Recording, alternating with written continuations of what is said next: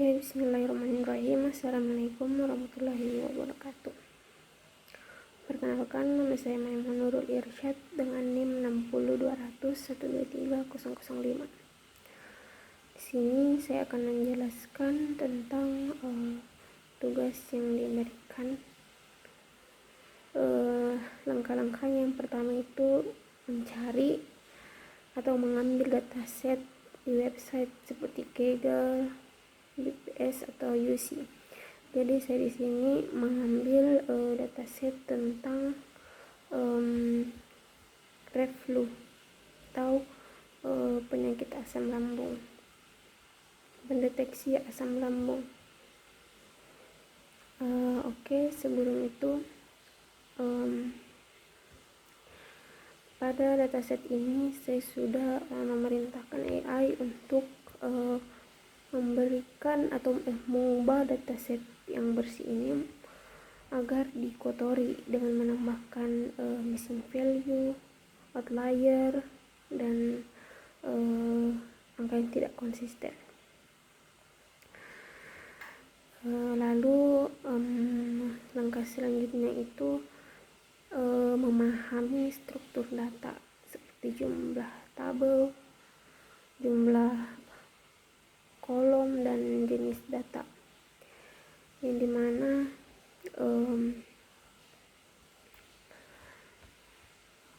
jumlah kolom pada dataset ini sebanyak 14 kolom dalam dataset ini, seperti frekuensi konsumsi buah, sayur, daging, alkohol, dan jenis diet.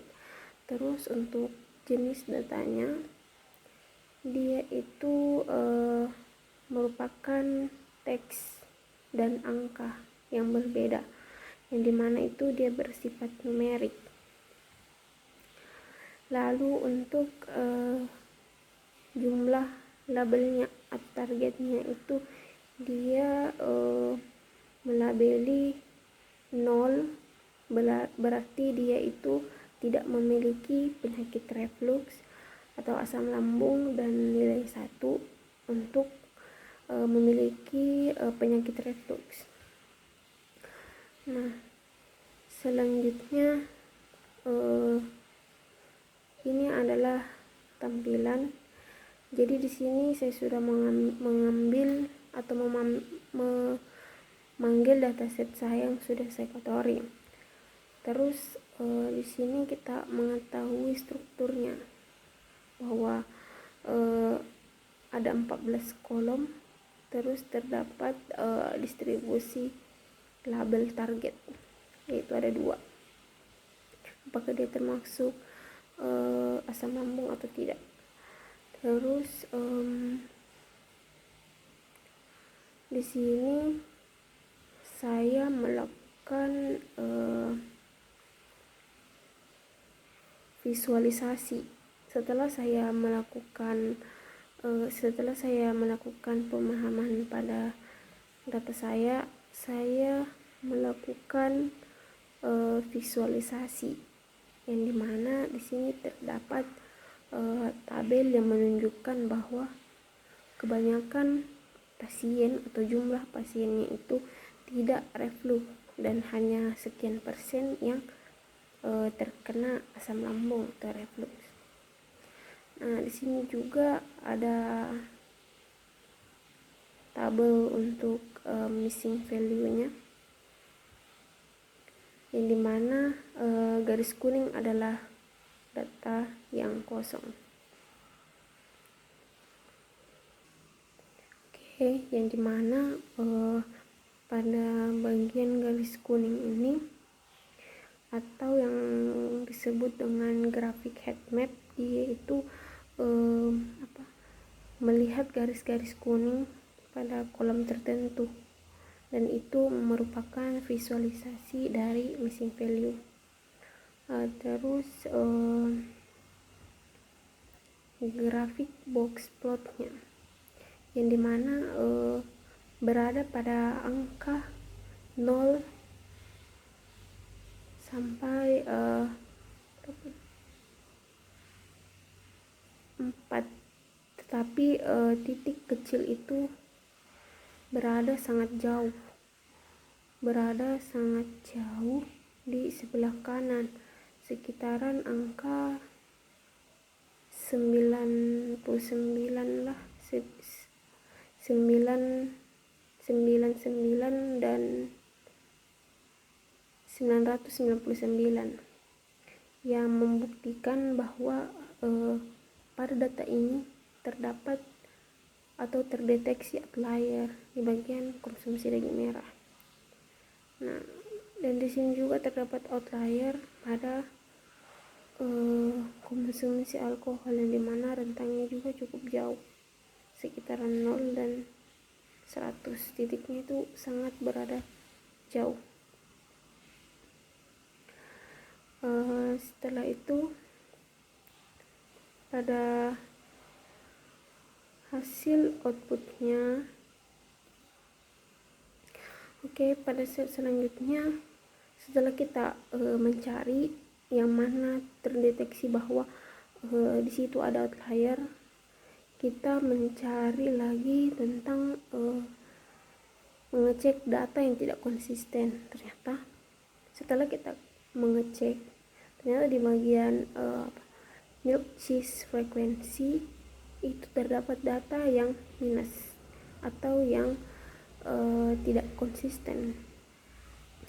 Nah, langkah selanjutnya itu adalah pembersihan data yang kotor dengan menggunakan teknik EDA. Nah, di sini saya melakukan teknik pembersihan pada data-datanya seperti ini. Kemudian saya membersihkan outlier dengan nilai ekstrim yang jangkauannya tadi seperti 99 dan 999. Selanjutnya cara membersihkannya itu saya mengganti nilai yang lebih dari 4 dengan nilai median dengan data yang normal. Jadi untuk mengisi seperti data missing value itu saya menggunakan nilai median. Nah, selanjutnya juga saya melakukan pembersihan data yang tidak konsisten dengan memperbaiki nilai minus seperti tadi. Yang di milk cheese frekuensi itu kan minus 5, jadi saya menggantinya menjadi 0. Nah, terus di sini ada evaluasi pembersihan. Nah, sebelumnya juga saya melakukan training dan testing. Jadi pada dataset yang saya lakukan ini, saya menggunakan model decision tree. Sebenarnya saya melakukan perbandingan dengan model naive Bayes. Akan tetapi setelah saya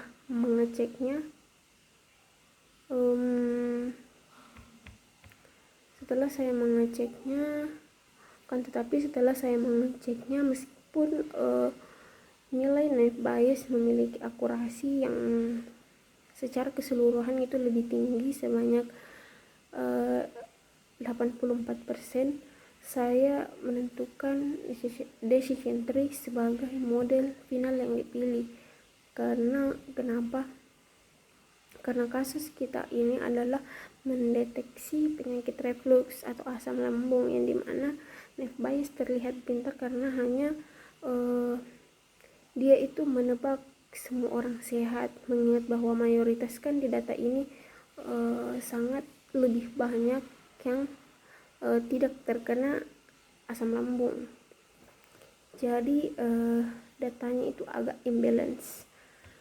Terus akan tetapi dalam dunia medis itu matriks yang paling penting adalah rekal untuk kelas 1 atau yang sakit yang kena reflux. Jadi di sini saya menggunakan decision tree yang mampu melipat gandakan kemampuan deteksi pasien yang benar-benar sakit dengan rekal 32%. 32% dan dibandingkan dengan FBHS yang hanya 16%. Lebih baik kita salah memprediksi orang yang sehat sebagai sakit daripada kita salah memprediksi orang sakit yang menjadi sehat. Jadi model yang saya pakai pada dataset reflux atau asam lambung itu saya menggunakan model decision tree sebagai model terbaik dan finalnya. Sekian.